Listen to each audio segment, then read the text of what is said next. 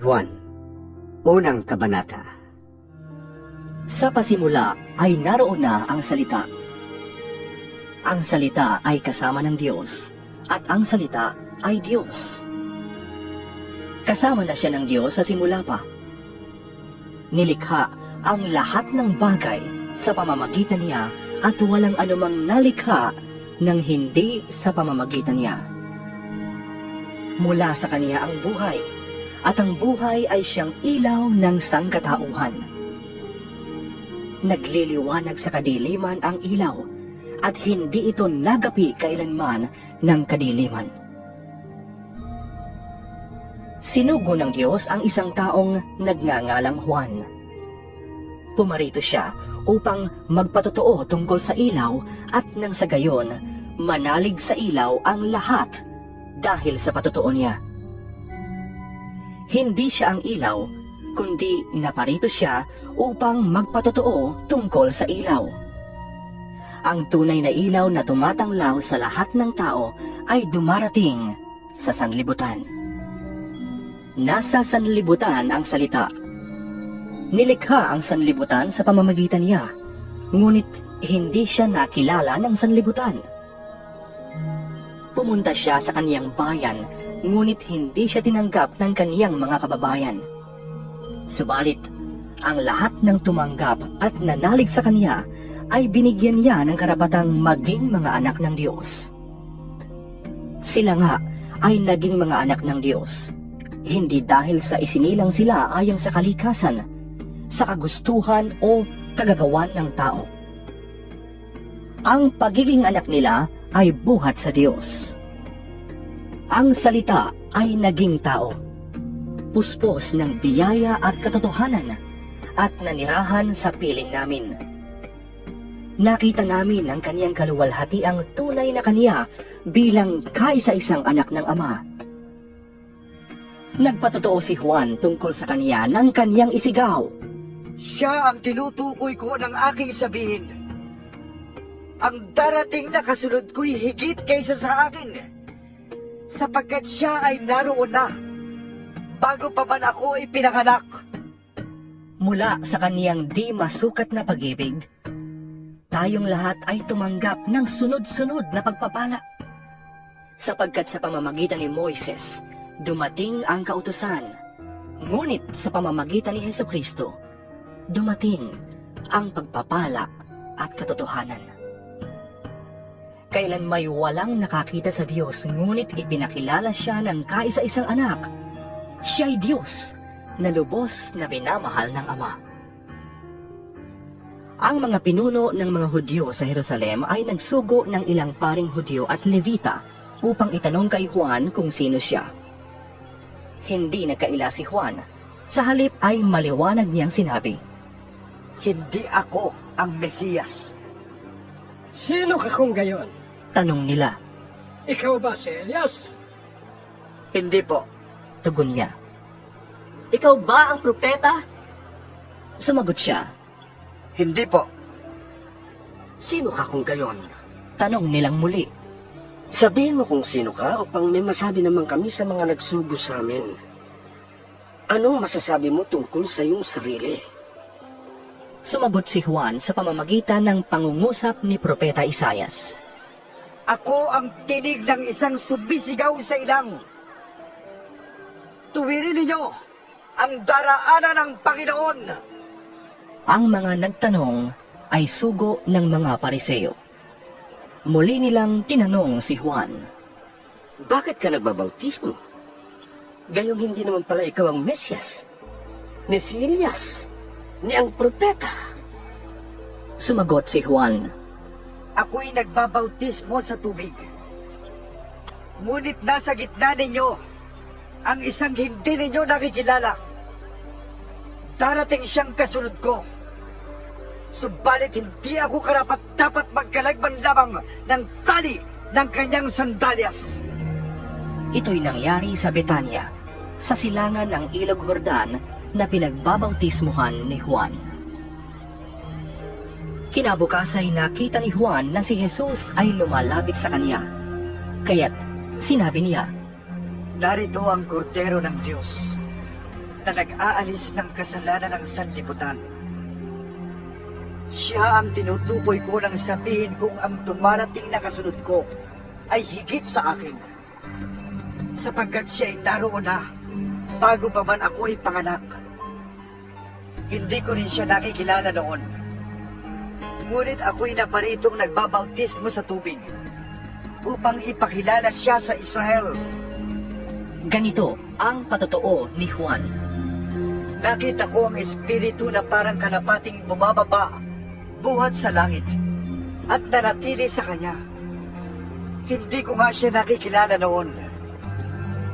Ngunit ang nagsugo sa akin upang magbautismo sa tubig ang nagsabi sa akin, ang sino bang makikita mong bababaan at pananatilihan ng espiritu, siya ang magbabautismo sa pamamagitan ng Espiritu Santo.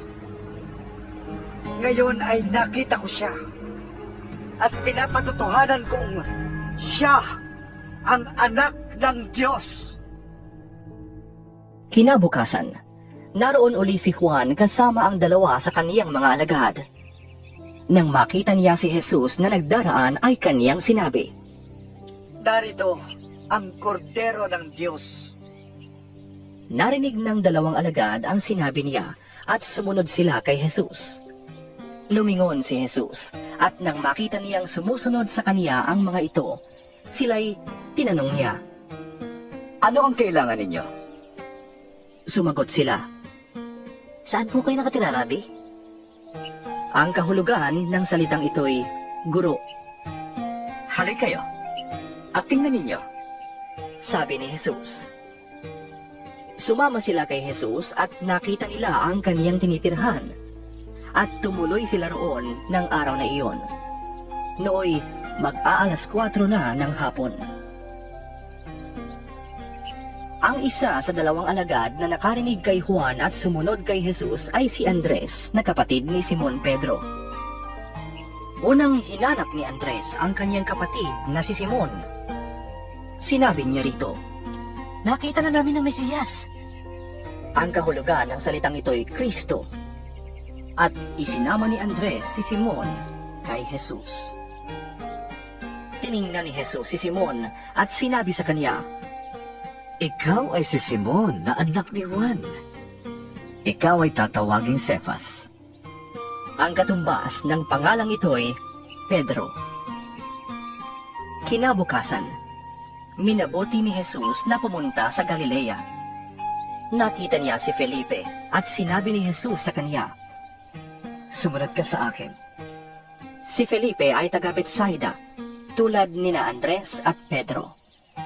Nakita ni Felipe si Natanael at sinabi niya dito, Natagpuan na namin ang tinukoy ni Moises sa kanyang isinulat sa aklat ng kautusan at gayon din ng mga propeta. Siya ay si Jesus na taga Nazaret, na anak ni Jose. May mabuti bang maaaring magmula sa Nazaret? tanong ni Natanael. Sumagot si Felipe. Halika't tignan mo. Nang malapit na si Natanael ay sinabi ni Jesus, Masdan ninyo ang isang tunay na Israelita. Wala siyang anumang pagkukunwari. tinanong siya ni Natanael. Paano ninyo ako nakilala? Sumagot si Jesus. Bago ka patawagin ni Felipe, nakita na kita nang ikaw ay nasa ilalim ng puno ng igos. Sumagot si Natanael. Guro, kayo nga po ang anak ng Diyos. Kayo ang hari ng Israel. Sinabi ni Jesus, Sumampalataya ka ba dahil sa sinabi ko sa iyong nakita kita sa ilalim ng puno ng igos? Higit pa riyan ang makikita mo.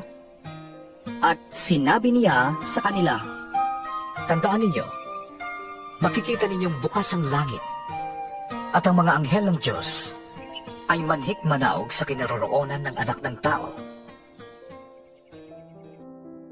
Ikalawang kabanata. Pagkalipas ng 2 araw, may kasalan sa Kana na nasa Galilea at naroon ang ina ni Jesus. Si Jesus at ang kaniyang mga alagad ay inanyayahan din sa kasalan. Kinapos ng alak, kaya't sinabi ng ina ni Jesus sa kaniya, maubusan sila ng alak. Sinabi ni Jesus. Huwag ninyo kong pangunahan, ginang. Hindi pa ito ang panahon ko. Sinabi ng kanyang ina sa mga naglilingkod. Gawin ninyo ang anumang sabihin niya sa inyo. May 6 na tapayan doon. Ang bawat isa ay naglalaman ng 75 hanggang 115 litro. Nakalaan ang mga ito para sa paghuhugas ayon sa tuntuning pangrelihiyon ng mga Hudyo. Sinabi ni Jesus sa mga tumutulong doon, Punuin ninyo ng tubig ang mga tapayan. at pinunungan nila ang mga tapayan hanggang sa labi. Pagkatapos, sinabi niya, Kumuha kayo ng kaunti at dalhin ninyo sa namamahala ng handaan. dinalhan nga nila ang namamahala ng handaan at tinikman nito ang tubig na naging alak. Hindi niya alam kung saan ang galing iyon, subalit alam ng mga sumalok ng tubig. Kaya't tinawag niya ang lalaking ikinasal at sinabi, Ang unang inihahain ay ang masarap na alak. Kapag marami nang nainom ang mga tao, saka inihahain ang mababang uri. Ngunit, sa huli ninyo inilabas ang masarap na alak. ang nangyaring ito sa Kana na nasa Galilea ay siyang unang himalang ginawa ni Jesus. Sa pamamagitan nito'y inihayag niya ang kaniyang kapangyarihan at nanalig sa kaniya ang mga alagad. Pagkatapos nito, pumunta si Jesus sa Capernaum kasama ang kaniyang ina, mga kapatid at mga alagad, at sila'y nanatili roon ng ilang araw. Malapit na ang Pasko ng mga Hudyo, kaya't pumunta si Jesus sa Jerusalem. Nakita niya sa templo ang mga nagtitinda ng mga baka, tupa at kalapati, at ang mga namamalit ng salapi. Kumuha siya ng lubid at ginawa iyong panghigpit at ipinagtahunan niyang palabas ang mga nagtitinda, pati na ang mga baka at tupa. Isinabog niya ang salapi ng mga namamalit at ipinagtataob ang kanilang mga mesa. Pinagsabihan niya ang mga nagbibili ng kalapati. Alisin ninyo rito mga yan. Huwag ninyong gawing palengke ang bahay ng aking ama. Naalala ng kaniyang mga alagad ang sinasabi sa kasulatan. Ang aking malasakit sa iyong bahay ay parang apoy na tutupok sa akin. Dahil dito'y tinanong siya ng mga pinuno ng Hudyo. Anong himala ang may papakita mo pang patunayang may karapatan kang gawin ito? Sumagot si Jesus. Gibain ninyo ang templong ito at muli kong itatayo sa loob ng 3 araw. Sinabi ng mga pinuno ng Hudyo. 46 na taong ginawa ang templong ito. At itatayo mo sa loob lamang ng 3 araw. Ngunit ang templong tinutukoy ni Jesus ay ang kaniyang katawan. Kaya't nang siya'y muling mabuhay, naalala ng kaniyang mga alagad na sinabi niya ito, at naniwala sila sa kasulatan at sa mga sinabi ni Jesus.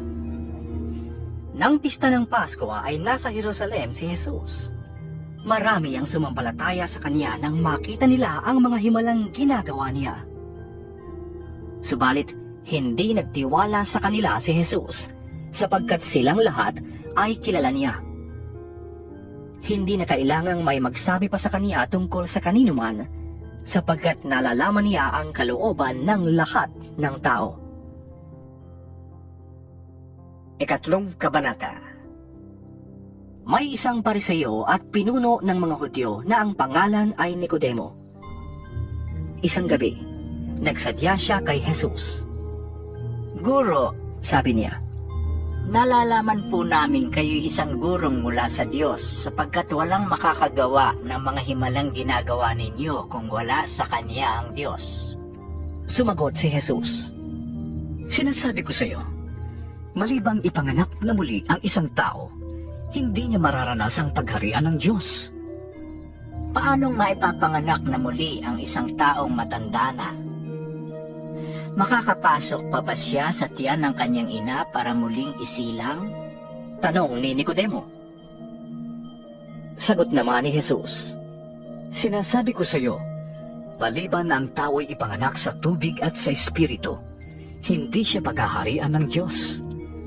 Ang tao'y ipinapanganak ng kanyang mga magulang ayon sa laman, ngunit siya ipinapanganak ng espiritu ayon sa espiritu. Huwag kang magtaka sa sinabi ko sa iyo, kayong lahat ay kailangang ipanganak na muli. Umiihip ang hangin kung saan ito ibig, at naririnig mo ang ugong nito, ngunit hindi mo alam kung saan ito nanggagaling at kung saan napaparoon. Ganoon din ang nangyayari sa bawat ipinanganak ng espiritu. Paano pong mangyayari iyon? Tanong ni Nicodemo. Sumagot si Jesus. Guro ka pa naman sa Israel at hindi mo nauunawaan ang mga bagay na ito? Tandaan mo, ang aming nalalaman ang sinasabi namin, at ang aming nasaksihan ang pinapatotohanan namin. Ngunit hindi ninyo tinatanggap ang aming patotoo. Kung hindi ninyo pinapaniwalaan ang mga sinasabi ko tungkol sa mga bagay sa lupa, paano ninyo mapapaniwalaan kapag ang sinabi ko'y tungkol sa mga bagay sa langit? Walang umakyat sa langit, kundi ang bumaba mula sa langit, ang anak ng tao. At kung paanong itinaas ni Moises ang ahas na tanso doon sa ilang, gayon din naman, kailangang itaas ang anak ng tao upang ang sinumang sumampalataya sa kanya ay magkaroon ng buhay na walang hanggan. Sapagkat gayon na lamang ang pag-ibig ng Diyos sa sanlibutan, kaya ibinigay niya ang kanyang kaisa-isang anak, upang ang sinumang sumampalataya sa kanya ay hindi mapahamak, kundi magkaroon ng buhay na walang hanggan. Sapagkat sinugo ng Diyos ang kanyang anak, hindi upang hatulang maparusahan ang mga tao, kundi upang iligtas ang mga ito sa pamamagitan niya.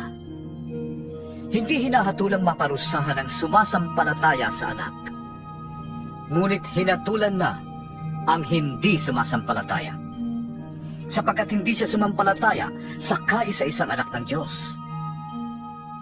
Ganito ang paghatol ng Diyos. Naparito sa sanlibutan ang ilaw, ngunit inibig pa ng mga tao ang dilim kaysa liwanag, sapagkat masasama ang kanilang mga gawa. Ang gumagawa ng masama ay ayaw sa ilaw, ni hindi lumalapit dito upang hindi mahayag ang kanyang mga gawa. Ngunit ang namumuhay sa katotohanan ay lumalapit sa ilaw upang mahayag na ang mga ginagawa niya ay pagsunod sa Diyos. Pagkatapos nito, si Jesus at ang kaniyang mga alagad ay nagpunta sa lupain ng Judea. Nanatili siya roon ng kaunting panahon kasama nila at nagbabautismo. Si Juan ay nagbabautismo rin naman sa Enon, malapit sa Salim, sapagkat maraming tubig doon. Pumupunta sa kanya ang mga tao at nagpapabautismo. Hindi pa noon nabibilanggo si Juan. Minsan, nagkaroon ng pagtatalo ang mga alagad ni Juan at ang isang Hudyo tungkol sa paraan ng paglilinis. Kaya't pumunta sila kay Juan at sinabi sa kanya, Guro, yung pong lalaking kasama ninyo sa ibayo ng Jordan na inyong pinagkatuhanan ay nagbabautismo rin. Nagpupunta sa kanyang lahat. Sumagot si Juan, Kahit sino'y walang tatanggaping anuman, malibang ito'y ipagkaloob sa kanya ng Diyos. Kayo na rin ang makakapagpatunay na sinabi kong hindi ako ang Mesiyas. Sugo lamang akong nauna sa kanya. Para sa lalaking ikakasal at babaeng ikakasal. Ang abay na naghihintay sa pagdating ng lalaking ikakasal ay lubos na nagagalak kapag narinig niya ang tinig nito. Gayon din naman, lubos na ang kagalakan ko ngayon. Kinakailangan siya ay maging dakila at ako na may maging mababa. ang mula sa itaas ay dakila sa lahat. Ang mula sa lupa ay tagalupa at nagsasalita tungkol sa mga bagay sa lupa. Ang mula sa langit ay dakila sa lahat Pinapatotohanan niya ang kaniyang nakita at narinig, ngunit walang naniniwala sa kaniyang patotoo. Ang naniniwala sa kaniyang patotoo ay nagpapatunay na ang sinabi ng Diyos ay katotohanan. Ang sinugo ng Diyos ay nagpapahayag ng mga salita ng Diyos, sapagkat lubusang ipinagkakaloob ng Diyos ang kaniyang espiritu. Minamahal ng Ama ang anak at ibinigay niya dito ang pamamahala sa lahat ng bagay. Ang sumasampalataya sa anak ay may buhay na walang hanggan.